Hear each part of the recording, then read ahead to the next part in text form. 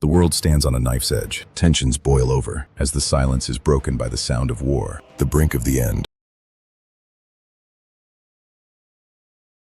What if the world is closer to a major global conflict than most people realize? Right now, tensions in the Middle East are rising again, especially involving Iran, Israel, and the United States. But here's the important part.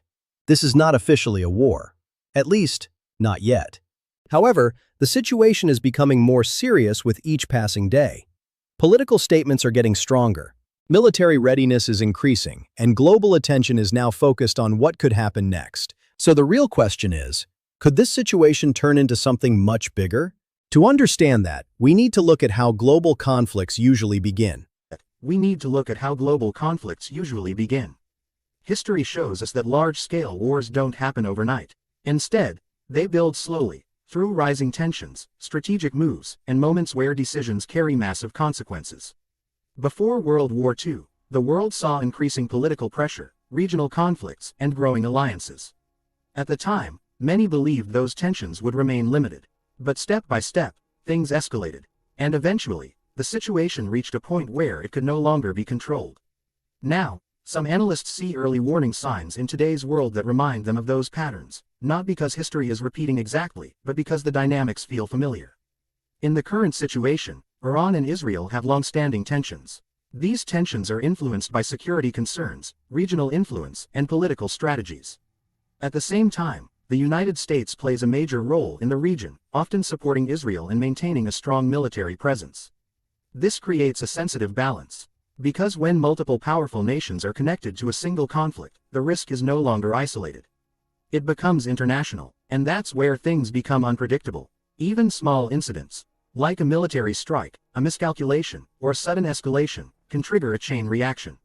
One response leads to another, and situations can evolve very quickly. Another major concern is alliances. If tensions increase further, other countries could become involved, either directly or indirectly. Some may support Iran, others may align with Israel and the United States. This doesn't guarantee a global war, but it increases the complexity of the situation. And complexity often leads to risk. Now let's talk about something that affects everyone, the global economy. The Middle East is one of the most important regions for energy supply, especially oil and gas. Any instability in this region can impact global markets. If tensions disrupt supply routes or production, the effects could be felt worldwide. Fuel prices may rise, trade could be affected, and economic uncertainty could increase. This is why countries far from the region are still watching very closely. Because in today's connected world, no conflict stays isolated for long. So what happens next? There are a few possible scenarios. The first is de-escalation. In this case, diplomatic efforts succeed, tensions reduce, and the situation stabilizes. This is the outcome most countries hope for. The second scenario is continued tension. Here, the situation remains unstable, with occasional incidents, but without turning into a full-scale war.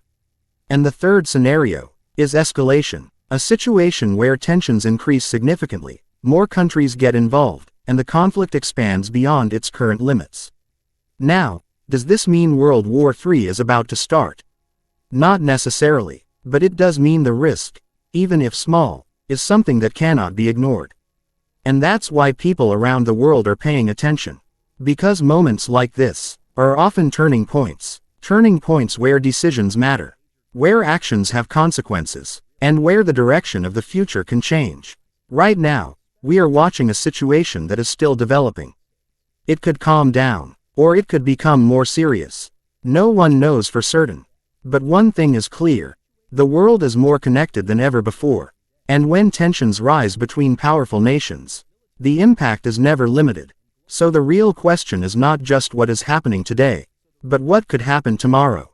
Are we simply witnessing another period of global tension? Or are we seeing the early signs of a much larger shift? A shift that could shape the future of the world.